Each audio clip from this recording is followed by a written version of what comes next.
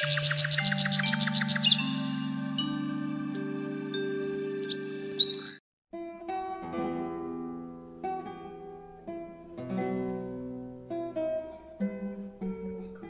იაკაშვილი, ხელოვნებად მცოდნეობის დოქტორი, ავტორია იდეოლოგიურ თემაზე შექმნილი ესეების კრებულისა ეროვნული იდეა და 100-ზე მეტი სტატიისა და სამეცნიერო შრომის ხელოვნებისა და კულტუროლოგიის საკითხებზე.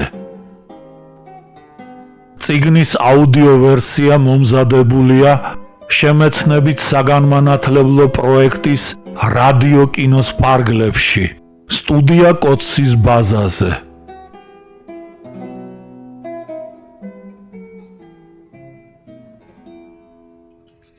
შესავალი. მე არაფერი ვიცი, არც არაფერს ვასწავლი. გარდა სულ უბრალო რამისა, დასვა კითხვები და მათ პასუხი გასცე. პლატონი. ბერძენი ფილოსოფოსის ეს ფრაზა გამოდგება პრინციპად, რომელთაც სასურველია ვიხელმძღვანელოთ იმ საიდუმლოსთვის საბურველის ახდის კიდევ ერთი მცდელობისთვის, რასაც ატლანტისი ჰქვია. პლატონმა დიალოგებში ტიმეოსი და კრიტეა მოგვითხრა ატლანტისის თაობაზე. ამასთან ისე დაწვრილებით, რომ ერთი შეხედვით საიდუმლო იქ არაფერია, მაგრამ თუ კი დავუკვირდებით, დავინახავთ. დიდ მოაზროვნის მონათხრობი უფრო მეტ კითხვას აჩენს, ვიდრე მათზე პასუხებს იძლევა. თავად განსაჯეთ, ის ლაპარაკობს უძველესი კულტურის არსებობისა და დაღუპვის შესახებ. კითხვას აოცებს ამ კულტურის სიდიადეც და ასაკიც. დღეიდან თუ ვიანგარიშებთ ატლანტიკის ოკეანეში დანთქმული 11,500 წლის წინ. ეს თარიღი არღვევს კაცობრიობის განვითარების შესახებ არსებულ ყველა წარმოდგენას და ბუნებრივია იძლევა ატლანტისის ამბის მრავალგვარი ინტერპრეტაციის საშუალებას.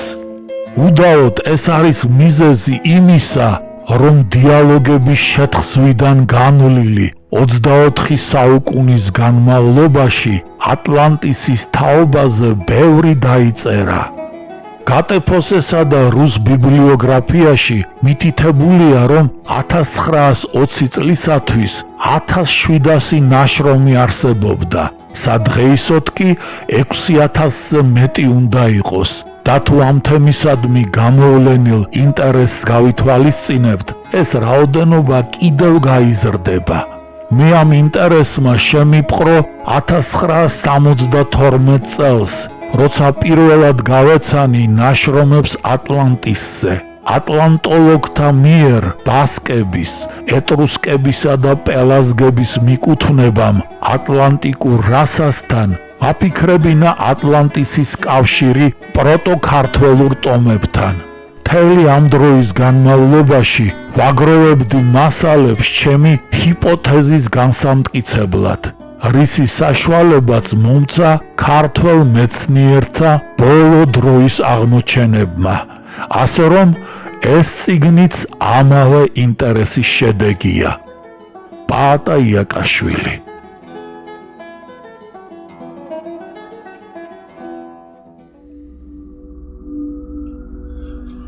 თავი პირველი. რას წერს პლატონი ატლანტისის შესახებ? ატლანტისის თაობაზე ცნობას, როგორც უკვე მოგახსენეთ, პოულობთ პლატონის ორ დიალოგში, ტიმეოსი და კრიტეა. პლატონი ათენის მოქალაქე იყო. მისი მშობელი მამა არისტონი და დედა პერიქტიონე ათენის უკანასკნელი მეფის კოდროსის საგვარეულოს ეკუთვნოდნენ და ამ გზით სოლონს ენათესავებოდნენ. პლატონი დაიბადა ძველი წელთაღრიცხვით 427 წელს. მას ბედად ხვდა ყოფილიყო სოკრატეს მოწაფე და არისტოტელეს მასწავლებელი. იგი ადრე დაინტერესდა ფილოსოფიით. პოეზიასაც დიდ დროს უთმობდა, მაგრამ ძველი წელთაღრიცხვით 407 წელს სოკრატესთან დაახლოებამ ფილოსოფიის სასარგებლოდ გააკეთებინა არჩევანი. მათი ურთიერთობა 8 წელი გაგრძელდა. ეს პერიოდი მნიშვნელოვანი იყო არა მხოლოდ პლატონისათვის, რომლის ცხოვრება შეიცვალა, არამედ ათენის პოლიტიკური მდგომარეობისთვისაც. ძველი წელთაღრიცხვით 431-404 წლებში დამთავრდა ათენსა და სპარტას შორის მიმდინარე პელოპონესის ომი. სპარტელთა თითქმის ერთწლიანმა ალყამ ათენი აიძულა ზავს დათანხმებოდა. ამის შემდეგ ათენში დაემხო დემოკრატთა ხელისუფლება და დამყარდა ოლიგარქთა მმართველობა, ეგრეთ წოდებული 30-თა ტირანია, რომლის მეთაურიც იყო პლატონის ნათესავი კრიტია. მისი დიალოგების პერსონაჟი, ვისი სახელიც ერთ დიალოგს უწოდა კიდეც. ძველი წელთაღრიცხვით 403 წელს სამოქალაქო ომში მუნიქიასთან გამართულ ბრძოლაში კრიტია დაიღუპა, გაიმარჯვეს დემოკრატებმა, რომელთაც თრასიბულო მეთაურობდა. ათენში დემოკრატია აღდგა. ამ პოლიტიკურ დაპირისპირებას ემსხვერპლა პლატონის მასწავლებელი სოკრატე.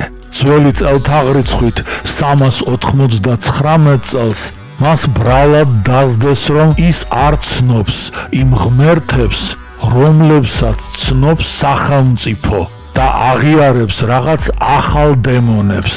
დამნაშავეა ის იმაშიც, რომ რყნის ახალგაზრდა ყმაწვილებს და ამისათვის ღირსია სიკვდილით დაისაჯოს. საბედისწერო ბრალდების საფუძველი რელიგია და ზნეობა არ ყოფილა, როგორც ჩანს პოლიტიკა იყო. ამ ამბების შემდეგ პლატონმა ათენი დატოვა და მთელი 12 წელი მოგზაურობდა. იყო ეგვიპტეში, სამხრეთ იტალიასა და სიცილიაში. იქ რაღაც მიზეზით პლატონს განურისხდა სირაკუზის ტირანი დიონისე და მონად გაჰყიდა. პლატონი წაიყვანეს კუნძულ ეგინაზე, სადაც ის კარიოლმა ანიკეროდიმ 30 მნათ იყიდა. მეგობრებმა გამოსასყიდი ფული შეაგროვეს, მაგრამ ანიკერიდომ პლატონი უსასყიდლოდ გაათავისუფლა. ძველი წელთაღრიცხვის 387 წელს ათენს დაბრუნებულმა პლატონმა გამოსასყიდი ფულით ჭადართა ჭალაში ბერძენი გმირის აკადემოსის პატივსაცემად მიწის ნაკვეთი შეიძინა. ჭალას აკადემია ეწოდებოდა. აქ დააარსა პლატონმა თავისი ფილოსოფიური სკოლა. ძველი წელთაღრიცხვით 367 წელს სირაკუზის ტირანის დიონისეს სიკვდილის შემდეგ ის კვლავ ჩავიდა სიცილიაში დიონისე უმცროსთან. სავარაუდოა მას იმედი ჰქონდა ახალგაზრდა ტირანის დახმარებით მოეხდინა თავისი სოციალურ-პოლიტიკური შეხედულებების პრაქტიკული რეალიზება, მაგრამ ხელი მოეცარა. ამბობენ ძველი წელთაღრიცხვით 360 წელს იმავე მიზნით კვლავ გაემგზავრა სირაკუზაში და კვლავ უშედეგოდ. პლატონი ძველი წელთაღრიცხვით 347 წელს გარდაიცვალა. პლატონმა დატოვა დიდი და მრავალფეროვანი ფილოსოფიური მემკვიდრეობა. სოკრატეს აპოლოგია, კრიტონი, ევტიფრონი, ლაქეტი, ლისია, ქარმიდი, პროტაგორა, გორგია, მენონი, ევთიმედი, მენექსენი, ფედონი, ნადიმი, კრატელი, ჰიპია მცირე, ჰიპია დიდი, იონი, სახელმწიფო, თეეტეტი, პარმენიდე, სოფისტი, პოლიტიკოსი, კანონები, ტიმეოსი და კრიტია. მისი დიალოგები მოიცავს ისეთ მნიშვნელოვან თემებს, როგორიცაა მოძღვრებანი ცოდნის, სულის, იდეების, სათნოების, კოსმოლოგიის, ხელოვნებისა და სახელმწიფოს შესახებ. რიგით უკანასკნელს მიეკუთვნება ჩვენთვის საინტერესო ორი დიალოგი, ტიმეოსი და კრიტია. გავეცნოთ ატლანტისზე ცნობების შემცველ ამ წყაროებს. დავიწყოთ ტიმეოსით. ეს დიალოგი პლატონმა ძველი წელთაღრიცხვით მეოთხე საუკუნის 60-50-იან წლებში შექმნა. დიალოგი უფრო სწორად კი მისი მეორე ნაწილი წარმოადგენს კოსმოლოგიური ხასიათის მოძღვრებას, ყველაზე რთული ხასიათის ნაშრომს პლატონის შემოქმედებაში. რაც შეეხება ტიმეოსის პირველ ნაწილს, მასში იდეალურ სახელმწიფოზე საუბრობენ. გამოდის, რომ ეს არის პლატონის დიალოგ სახელმწიფოში მიმდინარე მსჯელობის გაგრძელება. წინა დღით სოკრატე საუბრობდა იდეალურ სახელმწიფოში საზოგადოების სოციალურ წოდებებად დაყოფაზე. ტიმეოსშიც ნახსენებია ეს თემა. დიალოგს 4 მონაწილე ჰყავს: სოკრატე, ძველი წელთაღრიცხვით 469-399 წლები, დიდი ბერძენი ფილოსოფოსი, პლატონის მასწავლებელი და მისი ბევრი დიალოგის მთავარი მოქმედი პირი. გვევლინება პლატონის მეორე მეტ ამ დიალოგში. ტიმეოსი დაიბადა ძველი წელთაღრიცხვით 490 წელს. სამხრეთ იტალიის ბერძნული კოლონიის ქალაქ ლაკრიბეს მკვიდრი, ასტრონომი, მათემატიკოსი, ფილოსოფოს პითაგორისტი და პოლიტიკოსი. მას მიეწერება ტრაქტატები სამყაროს სულისათვის და ბუნებისათვის. მასაც პლატონის მასწავლებლად მიიჩნევენ. მისი სახელი ეწოდება ჩვენთვის საინტერესო პირველ დიალოგს. ჰერმოკრატე ბრძოლაში მოკლეს ძველი წელთაღრიცხვით 408 წელს. სირაკუზელი პოლიტიკოსი და მხედართმთავარი, სირაკუზის ტირანი, დიონისე უფროსის სიმამრი. პელოპონესის ომის დროს სირაკუზელთა მეთაური იყო და სპარტის მხარეზე იბრძოდა. ძველი წელთაღრიცხვით 410 წელს პოლიტიკური ინტრიგების წყალობით გააძევეს სირაკუზიდან.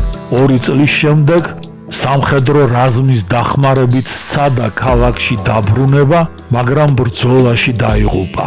კრიტია დაიღუპა ბრძოლაში ძველი წელთაღრიცხვით 403 წელს. პლატონის დედის ბიძაშვილი, სოკრატესა და სოფისტ ლეონტინელის მოწაფე, პოეტი, რიტორი და პოლიტიკოსი, 30-თა ტირანიის მეთაური, პლატონის დიალოგების პერსონაჟი. მისი სახელი ეწოდება ჩვენთვის საინტერესო მეორე დიალოგს.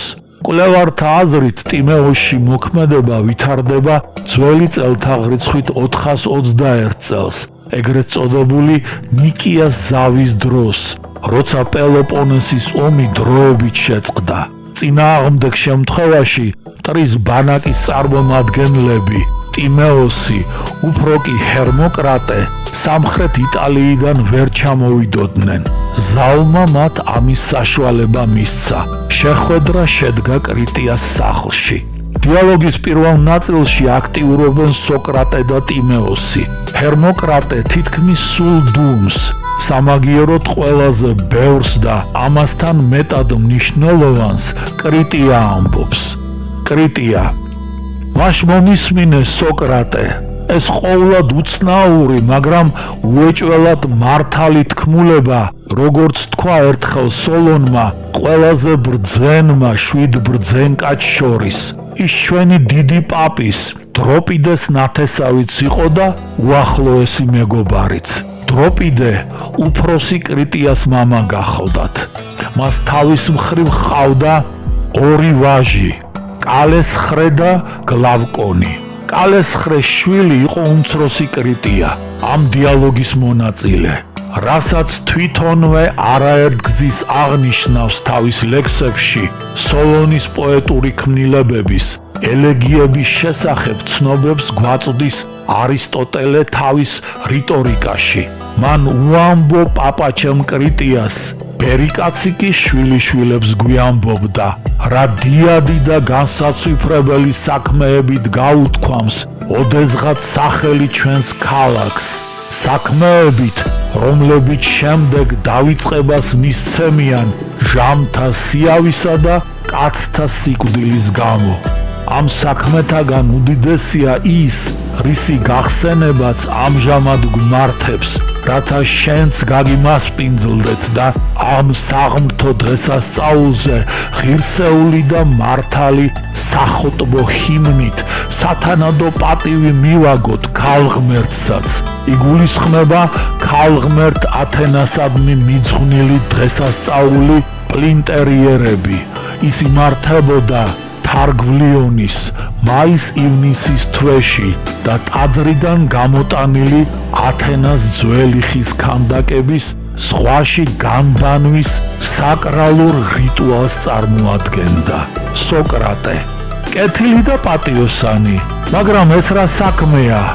არა მონაჭორი, არამედ უხსოვარ დროში მართლად ჩადენილი ჩვენი ქალაქის მიერ, რაც სოლონის გადმოცემით მოусმენია კრიტიას.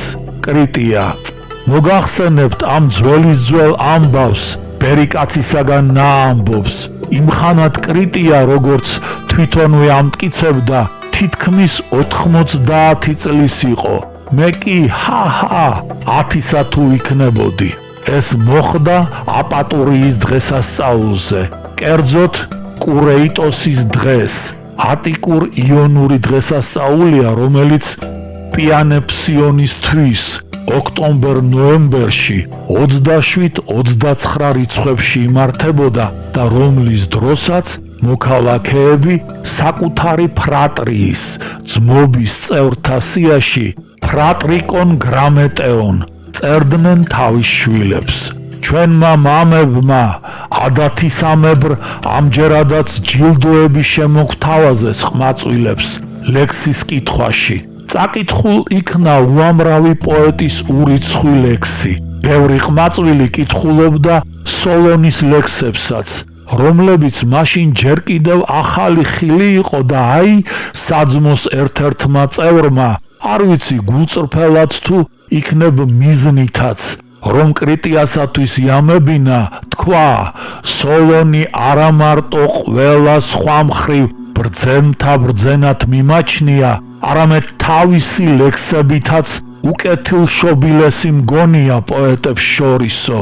ბერიკაც დღევანდელი დღესავით მახსოვს, ძალიან გაუხარდა და ღიმილით მიუგო. ჩემო ამინანდრე, პოეზიისათვის სასხვათაშორისოდ კი არა, სხვა პოეტებივით საგულდაგულოდ რომ მიეყო ხელი და ბოლომდე მიეყვანა ეგვიპტიდან თავისი ჩამოტანილი თქმულება, რომელსაც იძულებით მიანება თავი იმ არეულობისა და 1000 სხვა უბედურების გამო, რაც სამშობლოში დაბრუნებულს დახვდა, მაშინ ვფიქრობ, ვერც ჰესიოდეს და ვერც ჰომეროსისა და ვერც რომელიმე სხვა პოეტის დიდება ვერ დაჩრდილავდა მისას. კი მაგრამ ასეთი მაინც რა თქმულება იყო კრიტია, ჰკითხა მან. ეს ეხებოდა უდიდეს გმირობას, რომელიც ოდესმე გამოუჩენია ჩვენს ქალაქს, მიუგო კრიტიამ და უთუოდ ყველაზე ღირსახსოვარი იქნებოდა დროსა და ამ გმირების ჩამდენთა დაღუპვას რომ არ წაეშალა მისი ხსოვნა. მოდი თავიდან მიამბე, სთხოვა ამინანდრემ, რა მოხდა, როგორ მოხდა, ანდა ვისგან მოისმინა სოლონმა ის, რის სიმართლეშიაც ეჭვია პარება. ასე იწყება დიალოგის ის ნაწილი, ატლანტის რომ შეეხება და ამ დასაწყისად სჭირდება კომენტარი. სოლონი ძველი წელთაღრიცხვით 640-560 წლები, 7 ბრძენთაგან ერთ-ერთი. დანარჩენები არიან თალესი, ქილონი, პიტაკე, ბიანტი, კლეობულე, პერიანდრე. ათენელი სამეფო გვარის წევრი, უკანასკნელ მეფეს კოდროს სენათესავებოდა. პოეტი მხედართ მთავარი, მისი სარდლობით ათენმა მეგარას წაართვა კუნძული სალამინი, რეფორმატორი. ძველი წელთაღრიცხვით 594 წელს აირჩიეს არქონტად და ესიმნეტად. ამან საშუალება მისცა საკანონმდებლო ცვლილებები გაეტარებინა. მან განახორციელა სიის ქეა, ტვირთის მოხსნა, ანუ ამოყარა სავალო ქვები მოვალეთა მიწის ნაკვეთებიდან და გააუქმა სავალო კაბალა. აკრძალა ვალში ბერძენის მიერ ბერძნის გაყიდვა. გვაროვნული ცენზი შეცვალა ქონობრივი ცენზით. დემოკრატია. ათენის მოქალაქენი ქონების მიხედვით დაიყვნენ 4 კლასად. პენტაკოსიომე დიმნები, 500 სამწყოიანები, ტრიაკოსიო მედიმნები, 300 სამწყოიანები, ზეგვეტები და ფეტები. ქონების განსაზღვრული იყო მედიმნი. ერთი მედიმნი 30 კილოგრამ ნატურით შემოსავალს შეესაბამებოდა. მოახდინა მონეტისა და ზომაწონის უნიფიკაცია. გააძლიერა სახალხო კრება. არ შეუზღუდავს არეოპაგის, უხუცესთა საბჭოს უფლებები. შექმნა ახალი ორგანო, ბულე, 400-თა საბჭო და პილეია, საჯულთა სასამართლო. პოლიტიკურ ბრძოლაში გულგრილობისათვის დააწესა ატიმია, მოქალაქეობის ჩამორთმევა. მისი კანონებით მშობლები ვალდებულნი იყვნენ შვილებისათვის ხელობა ესწავლებინათ. საკანონმდებლო დონეზე იბრძოდა ზნეობის დასაცავად. როგორც ცნობილია, სოლონის მიერ დამკვიდრებულ კანონებს ათენის მოსახლეობა ადვილად ვერ შეეგუა. ბევრი სთხოვდა განმარტებას სოლონს. ამ უკანასკნელს თავის კანონებში არაფრის შეცვლა არ სურდა. ამიტომ 10 წლით დატოვა ათენი და სამოგზაუროდ წავიდა. ამის თაობაზე პლუტარქე წერს: პირველად სოლონი ეგვიპტეში ჩავიდა და როგორც თვითონ ამბობს, ცხოვრობდა ნილოსის უბესთან, სადაც კანობისის ნაპირი იყო. აქ იგი რამდენსამე ხანს ფილოსოფიაში მეცადინეობდა. აქაურ უბრძენ ქურუმებთან, ჰელიოპოლინელ ფსენოფიქსთან და საისელ სონქისთან. ამადგან სოლონმა, როგორც პლატონი გადმოგცემს, მოისმინა თქმულება ატლანტისზე და შეეცადა ეს თქმულება პოემად შეეთხზა და ელინებისათვის მიეწოდებინა. მართალია თავიდან სოლონს ატლანტისის თაობაზე ორივე ქურუმი ელაპარაკა, მაგრამ როგორც დიალოგებიდან ჩანს, ძირითადი ინფორმაციის მომწოდებელი უნდა ყოფილიყო სიასელი ქურუმი, სახელად სონქი. ამიტომ შემდგომი თხრობისას მას მოვიხსენიებთ. ამგვარად სოლონმა ეგვიპტეში მოსმენილი ამბავი ათენში ჩამოიტანა და ბუნებრივია თავის ნათესავებსაც გააცნობდა. სოლონს ჰყავდა ძმა დროპიდე. ამისი შვილი იყო კრიტია, უფროსი კრიტია, რომლის პირველი შვილის, კალეს ხრეს შვილიც გახლდათ უმცროსი კრიტია. ამ დიალოგის პერსონაჟი, რომელსაც პაპამ უამბო სოლონის მიერ ეგვიპტეში გაგონილი. ის ამ ამბავს დიალოგში მოგვითხრობს. არის ეგვიპტეში, დაიწყო კრიტიამ, დელტის წვეროსთან, იქ სადაც ნილოსის დინება მრავალ ნაკადად იტოტება, ერთი ნომოსი, ოლქი, სიასად სახელდებული, რომლის მთავარი ქალაქიც გახლავთ სიასი, ქვემო ეგვიპტის ძველი დედაქალაქი. სხვათა შორის, სწორედ იქაური მეფე იყო ამასისი. სიასის მფარველი ღვთაებაა მავანი ქალღმერთი, რომელსაც ეგვიპტურად ნეითი, საშინელი, ეგვიპტელთა უზენაესი ქალღმერთების დედა. ბერძნები ნეითს ათენასთან აიგივებდნენ. ელინურად კი, როგორც იქაურები ამტკიცებენ, ათენა ჰქვია. საისელები ძალზე კეთილმოსურნედ არიან განწყობილნი ათენელთა მიმართ და მათ თავიანთ ნათესავებადაც თვლიან. სოლონი ყვებოდა სიას რომ ჩავედი, იქაურებმა დიდი პატივით მიმიღესო, ხოლო როდესაც გარდასულ დღეთა ამბების გამოკითხვა დაუწყე ყველაზე მცოდნე ქურუმებს, დავრწმუნდი რომ არც მე და საერთოდ არც ერთ ელინს დაბეჯითებით შეიძლება ითქვას, რომ ამ საქმისა არა გაგვეგებოდა რაო. ერთხელაც სოლონს განუზრახავს ძველ თქმულებებზე ჩამოეგდო სიტყვა და უცდია მათთვის მოეთხრო ის მითები, რომლებიც უძველესადაა მიჩნეული ამ ჩვენს ქალაქში. კერძოდ მითი ფრონევსზე, არგოსის მეფე, ინაქესა და ნიმფა მელიას ძე. მითის მიხედვით მან განერგა არგოსში ჰერას კულტი, რომელსაც პირველ ადამიანად თვლიდი ნიობესა, ზოგიერთი მითი მას ინაქეს მეუღლეთ, ანუ ფრონევსის დედად მიიჩნევს და იმაზე თუ როგორ გადაურჩდნენ წარღვნას დევკალიონი და პირა. დევკალიონი პრომეთესა და კლემენეს ძე, წარღვნას გადარჩენილი კაცობრიობის მამაა, მისი ცოლი პირა კი დედა.